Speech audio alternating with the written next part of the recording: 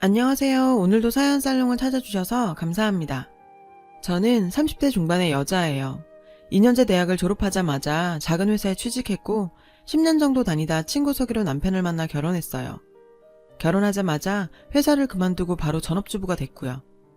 남편은 저보다 2살 연하인데 둘 다 나이에 비해 연애 경험도 적고 내성적인 편이라 처음 만났을 때부터 서로 끌리더라고요. 사귀다 보니 여러 면에서 잘 맞고 통했어요.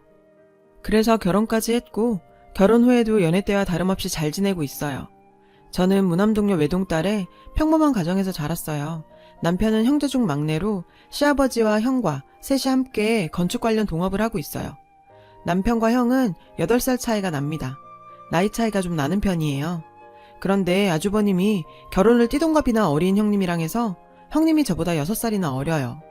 게다가 형님은 대학원까지 나왔고 친정집도 알아주는 부자예요. 다 뜯어 고친 거라지만 외모도 상당한 미인이고요.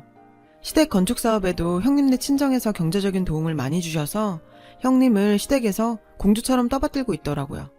그래서 그런지 성격이 아나무인에 위아래도 없고 왕싸가지예요. 아무리 형님이라도 저보다 6살이나 어린데 매사에 하는 언행이 어쩜 그렇게 사람 속을 긁어놓는지 열받은 거 다 얘기하자면 한도 끝도 없을 정도예요. 제가 먼저 인사를 하면 절대 같이 인사하는 적이 없고 그냥 무시하거나 겨우 고개만 까딱해요.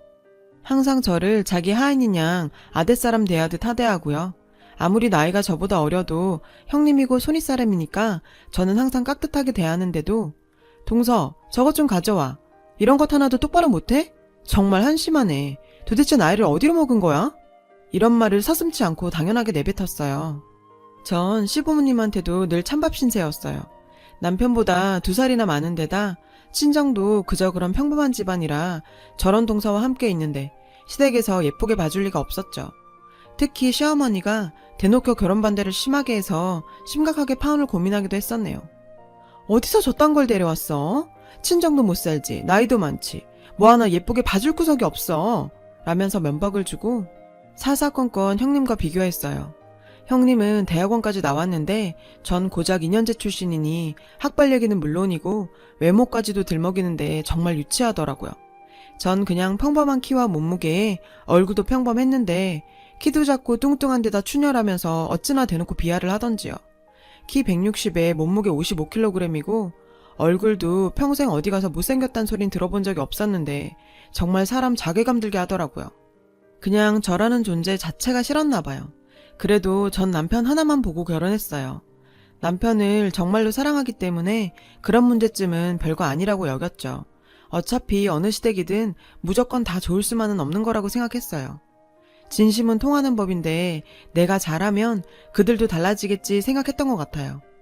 막상 겪게 된 현실은 지옥 그 자체였거든요. 잘못한 게 없는데도 시어머니는 늘 저만 혼냈고 명절이나 집안 행사 때 굳은 일은 다 제 차지였어요. 형님은 맏며느리인데도 일은커녕 손에 물 한 방울 묻히지 않았어요. 시댁에서는 당연하다고 여기며 늘 형님 비위를 맞추려고 전전긍긍했고요. 형님 기분을 조금이라도 상하게 할까봐 시아버지며 시어머님, 아주머님 할 것 없이 절절 매더라고요. 어머님, 저 힘들어요. 그냥 밖에서 나가서 사 먹어요. 어머니, 저 오늘 바빠서 못 가니까 그렇게 아세요. 어머님, 저 그거 싫어하니까 제가 원하는 걸로 해주세요. 늘 이런 식으로 말했어요. 그러면 시부모님들은 항상 그래 우리 아가 네 말대로 해야지. 누구 말인데 알았으니까 다 네 말대로 하마. 이런 식이었어요. 이 문제 때문에 남편은 부모님과 형이랑 늘 대립했어요. 전 괜한 분란 일으킬까봐 항상 말렸고요. 시댁이랑 같이 사업을 하고 있기 때문에 사이가 나빠지면 저희 손해였거든요. 저도 생각 같아선 시부모님이든 형님네든 부당한 건 다 따지고 싶었지만 먹고 살아야 했기에 막상 그런다는 건 말처럼 쉬운 일이 아니더라고요. 가장 참기 힘든 건 저희 친정까지 들먹이며 욕하는 거였는데 저희 친정이 잘 살지 못해서 사업에 도움을 못 준다며 저랑 친정을 늘 싸잡아 비난했어요. 아휴, 내 팔자야. 거지 같은 친정에서 뭘 보고 컸겠어. 그리고 니네 친정은 어쩜 그렇게 염치가 없어? 나이도 많고 하자 많은 딸 보내놓고 사돈 사업에 10원 한 장 안 보태는 게 말이 돼? 다른 집 며느리네 친정들은 얼마나 사돈집한테 잘한다는데 너도 눈이 있으면 네 형님 친정에서 하시는 것 좀 봐. 얼마나 경우 있고 통이 크신지. 남편과 동업하는 시댁 사업이 자금 때문에 어려울 때마다 형님 친정에서 도움을 주시니까 꼭 저희 친정이랑 비교를 하며 욕을 하셨어요. 전 제발 어디서 돈다발이 뚝 떨어져서 시댁이랑 분리해서 나와 우리 사업을 하고 시댁과 연 끊을 날만 꿈꿨죠. 그놈의 돈이 뭐길래 사람을 이렇게나 비쳐먹어 초라하게 만드는 건지 가슴에 한이 맺히더라고요. 그러던 어느 날이었어요. 시어머니가 연락을 해와선 곧 형님 생일이니 저보고 시댁에 와서 형님 생일상을 차리라고 하더라고요. 식구라고 해봐야 시부모님과 형님네랑 우리 다 해서 6명 뿐이라 못할 것도 없었고 명절이나 생신 제사도 제가 다 도맡아 했기 때문에 그리 어려운 일도 아니었어요. 일이야 하면 됐지만 대놓고 형님과 차별하고 무시당할 생각을 하니 그게 더 신경 쓰이더라고요. 그래도 안 할 수는 없어서 형님 좋아하는 거 위주로 장을 봐서 생일상을 차렸어요. 시댁 식구들 모두가 다 시댁에 모였어요. 형님 선물로 명품은 아니어도 신경 써서 스카프도 사고 케이크도 준비했어요. 시부모님은 형님 옆에 앉아 딸보다 더 귀하게 여기시면서 예뻐서 어쩔 줄 몰라 하더라고요. 그 모습을 보고 있자니 솔직히 인간적으로 참 부러웠어요. 부모 잘 만나 많이 배우고 예쁜 데다 부자이기까지 하니 시부모한테 저렇게 사랑받고 대접받는구나 하면서요. 그런 생각이 없다가도 괜히 평범한 저희 친정이 원망스러워지더라고요. 그러고 있는데 형님이 갈비찜 하나를 집어 먹더니 갑자기 인상을 확 쓰면서 고기가 왜 이리 질기고 짜? 요새 누가 이렇게 음식을 짜게 먹어? 잡채도 그렇고 음식간을 이딴 식으로 하면 어떻게 먹으란 거야? 하면서 음식 타박을 하기 시작했어요. 그랬더니 옆에 딱 붙어있던 시어머니가 저한테 소리를 지르더라고요. 으이그 할 줄 아는 거라고는 살림하고 음식하는 것밖에 없는 식충이 주제. 음식도 하나 제대로 못하니 도대체 이걸 먹으라고 한 거야? 일부러 이렇게 짜게 한 거지. 다른 날도 아니고 큰애 생일인데 네가 다 망칠 셈이야? 뭐해? 빨리 가서 새로 만들어 오지 않고. 너무 황당하더라고요. 저번 시댁 모임 때는 형님이 싱겁다고 타박을 해서 이번엔 좀 더 신경 써서 간을 세게 한 건데 그렇다고 못 먹을 정도로 짠 것도 아니었어요. 다들 맛있게 잘 먹어놓고 형님이 그 소리 했다고 난리를 치니 눈물이 다 날 것 같더라고요. 남편이 더 이상 못 참고 한마디 했어요. 엄마, 제발 그만 좀 하세요. 맛있기만 하구만. 왜 자꾸 음식 갖고 트집을 잡으세요? 이 사람이 이거 혼자서 다 준비하느라 며칠을 고생했는 줄 아세요? 그랬더니 아주버님이 질세라 화를 내면서 따지네요. 이게 어디서 큰 소리야? 내 입에도 짰어. 그 정도 말도 못해? 그랬더니 남편도 지지 않고 따졌어요. 매번 이런 식이니까 그렇지. 일부러 흠잡으려는 것처럼 한두 번이 아니잖아. 그랬더니 형님 얼굴이 빨개져서 말하기를 어머 도련님 그게 무슨 말씀이세요? 그럼 제가 일부러 그런다는 거예요? 그럼 아닌가요? 애도 아니고 매번 그렇게 음식 갖고 투정을 부려요. 그럼 직접 만들던가요. 음식 하나 제대로 해본 적 있어요? 형수님은 이 집 며느리 아니에요? 남편이 든든하게 바른 말을 하면서 따져주니 정말 고맙더라고요. 갑자기 시아버지가 나서서 남편을 욕하기 시작했어요. 그만하지 못해? 어디 어른 앞에서 형수 생일날 형하고 형수한테 대들어? 어디서 배워먹은 버르장머리야? 시아버지까지 나서서 분위기가 너무 안 좋아졌어요. 그래서 제가 나설 수밖에 없었죠.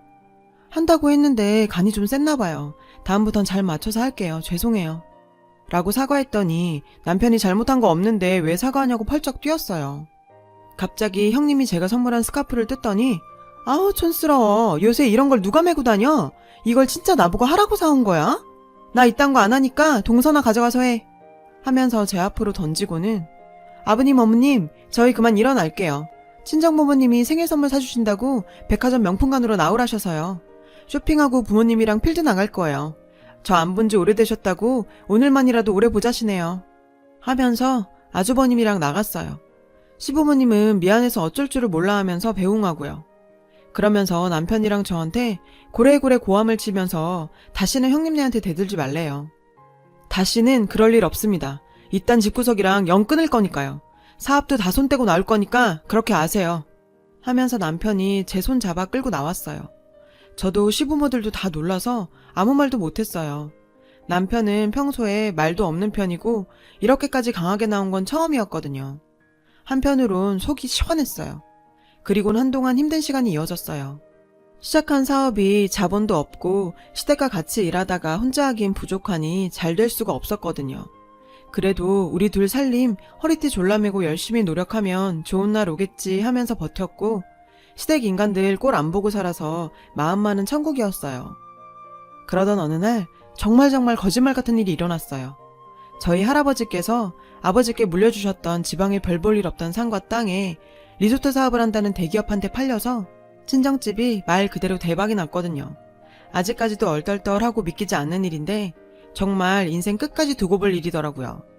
제가 늘 시댁에서 구박받는 걸 말 안 해도 눈치로 아셔서 미안해하시던 부모님이 저희한테 크게 떼어주셨어요. 저희는 그걸 발판으로 사업을 확장시켜 나갔어요. 남편의 성실함과 합쳐져서 일이 잘 풀리려고 그랬는지 좋은 사람들만 만나고 하는 일마다 다 잘 되더라고요. 업계에서도 소문이 났고 알아주는 업체가 되었어요. 시댁도 같은 업계에 있으니 당연히 알게 됐죠. 자꾸만 시아버지랑 아주버님이 전화를 걸어오는 걸 남편이 안 받고 차단까지 해놨더라고요. 시댁 얘기를 들으니 그새 무슨 막장 드라마가 따로 없었어요. 형님은 바람이 나서 내연남이랑 산다고 집을 나갔고 사업도 안 풀려서 부도 직전이라네요. 솔직히 인간적으로 안타까운 생각이 들 뻔도 했지만 그들의 만행을 생각하면 자업자득이라 여겨지더라고요. 그런 상황이니 형님 친정에서 어려울 때 사업자금 대주는 걸 바랄 수도 없고 참 곤란하겠더라고요. 그 후에 들려오는 소문은 더 대박이었어요. 형님이 내연남한테 차인 데다 그 내연남 때문에 친정집에도 큰 잘못을 해서 친정부모님이 안 보려고 하신다고요. 어릴 때부터 세상 물정 모르고 지내다가 친정집에서도 버림받고 여기저기 치이다 오갈 데가 없어졌겠죠. 다시 시댁으로 들어가 산대요. 현실 파악은 제대로 해서 더 이상 자기가 갈 곳이 없던 걸 깨달은 모양이더라고요. 거길 다시 들어가는 형님이나 그걸 다시 받아주는 시댁이나 도찐 개찐 정말 대단한 사람들이란 생각이 들었어요. 그러던 어느 날 시어머니한테 전화가 왔어요. 안 받으려다가 도대체 무슨 말을 할 건가 싶어 받아봤어요. 세상에 어떻게 그렇게 인간이 달라질 수가 있는 건지 정말 닭살이 다 돋더라고요. 저한테 하는 말투가 너무 부드러워서 전화기에서 꿀이 뚝뚝 떨어질 것 같더라고요. 얼마 후에 제 생일인데 자기가 큰애 시켜서 생일상 준비할 테니 제발 한 번만 와달래요. 그동안 자기네가 다 잘못했다고 사과하고 싶다면서요. 듣는 둥 마는 둥 끊고 남편한테 얘기했더니 다음에 연락 오면 자기처럼 받지도 말고 차단해버리래요. 저는 가겠다고 했어요. 가만히 생각해보니 그 인간들이 정말 미웠지만 우리 신랑 부모님인데 가서 들여다보기는 해야지 싶기도 하고 어렵다는데 도와드려야 하나 싶기도 했죠. 그때까지는요. 신랑이 한사코 말리다 포기하고 따라 나서더라고요. 시댁에 들어서니 시부모랑 형님 내외가 그새 많이 변했더라고요. 마음고생들이 심했는지 얼굴도 다 반쪽들이 된 데다가 살도 많이 빠지고 행색들이 영 초라했어요. 특히 형님은 얼마나 기세가 꺾이고 달라졌는지 정말 놀랍더라고요. 그 당당하고 싸가지 없던 모습은 어디로 가고 고분고분 시키는 대로 다 했어요. 그렇게 시부모님이 형님을 싸고 돌더니 완전 무리수가 돼버렸네요. 이거 가져오라 저거 가져오라 시키면 네네 하면서 갖다주고 어쩜 그렇게 변할 수 있는지 사람 일 참 모르는 거더라고요. 오랜만이네. 잘 왔어. 우리 아가 생일이라고 특별히 잘 준비했으니까 많이 먹어라. 라고 시어머니가 얘기하는데 좋은 마음으로 왔지만 예전 일이 떠올라 정말 토할 것 같았어요. 뭐라고? 우리 아가? 망하더니 정신이 어떻게 된 건가? 속으로 너무 황당하더라고요. 음식을 형님이 다 준비한 눈치였는데 일부러 흠을 잡으려고 한 게 아니라 어찌나 음식이 다 맛이 없던지 손댈 게 하나 없더라고요. 애초에 요리라고는 해본 적이 없는 사람인데 하루아침에 잘하긴 힘든 노릇이었겠죠. 제가 잘 먹질 않으니 시어머니가 보시다가 형님한테 큰 소리를 치시면서 으휴, 이 아무짝에도 쓸모없는 거 사. 음식도 하나 제대로 못해? 너 때문에 작은 애 생일 다 망치게 생겼잖아. 저딴 걸 어디다 써? 저것 때문에 내 팔자 제대로 꼬였네. 하면서 면박을 주더라고요. 그러니까 아주버님이 발끈해서 아니 어머님 무슨 말을 그렇게 하세요? 하면서 대드니까 어디서 큰 소리야 지각 것들이. 아무짝에도 쓸모없는 버러지 같은 것들. 그러면서 시아버지가 소리를 치고 분위기가 완전 엉망이 돼버렸어요. 시아버지랑 아주버님이랑 붙어서 싸우는 걸 시어머니랑 형님이 달라붙어 뜯어 말리고 난리도 아니었어요. 아마 우리 오기 전에도 이런저런 일들로 사이가 안 좋다 터진 것 같더라고요. 지들끼리 붙어서 싸우든 말든 더 이상 신경 쓰고 싶지 않아 가려는데 남편도 같은 생각인지 그만 가자며 저를 툭 치더라고요. 그 순간 전화기에 벨이 울렸어요. 지난번에 작은 건물 하나를 되도록 빨리 보러 가겠다고 얘기해놓은 부동산에서 온 전화였어요. 네, 알겠어요. 지금 갈 수 있어요. 하고 전화를 끊었죠. 어머님이 물으시더라고요. 어딜 간다는 거니? 아, 보러 갈 건물이 하나 있는데 오늘 시간이 맞춰져서요. 얘기들 나누세요. 여보, 그저께 얘기한 거기야. 얼른 가보자. 그래, 한번 보자. 그리고 나가서 맛있는 거 먹자. 그러고 남편이랑 나오려는데 시어머니가 애원을 하며 붙잡더라고요. 자기네 사업 도와달라고 하려 했던 모양인데 말도 못 꺼내보고 보내려니 아쉬웠나 봐요. 아가, 우리가 다 잘못했다. 그땐 다 정신이 어떻게 됐었나 봐. 우리한테 둘째네 너희밖에 없어. 앞으로 우리가 정말 잘할 테니 한 번만 봐주고 예전처럼 지내면 안 될까? 얼마나 후회했는지 몰라. 너희들 그리워서 한동안 밤잠도 제대로 못 잤어. 라며 먹 같은 소리를 늘어놓더라고요. 어이가 없어서 상대도 안 하고 뒤도 안 보고 나오려는데 형님이 선물을 내밀었어요. 풀어보니 명품 파우치더라고요. 마음만 받을게요. 전 이런 거 안 들어요. 제 취향이 아니라서. 라며 던져주고 나왔어요. 그러곤 또 왜 그런 걸 샀냐고 자기들끼리 또 싸움이 나서 난리였고요. 그걸 보고 있자니 얼마나 꼴불견의 진상들인지 정말. 살면서 돈이 다가 아닌데 돈 있으면 아부하고 돈 없으면 무시하고 예전과 조금은 다르겠지라는 마음에 온 건데 참 씁쓸했습니다. 얼마나 더 당해야 정신을 차릴런지요. 나이만 먹었다고 다 어른이 아니란 걸 그 사람들을 보고 제대로 깨달았네요. 그들은 그들 나름대로 잘 살고 있으니 저도 남편과 나름으로 더 열심히 살아봐야겠습니다. 제 얘기를 들어주셔서 고맙습니다. 여러분, 사연 댓글에 응원과 현명한 조언 부탁드려요. 좋아요와 구독은 저에게 큰 힘이 됩니다. 오늘도 좋은 일 가득하세요.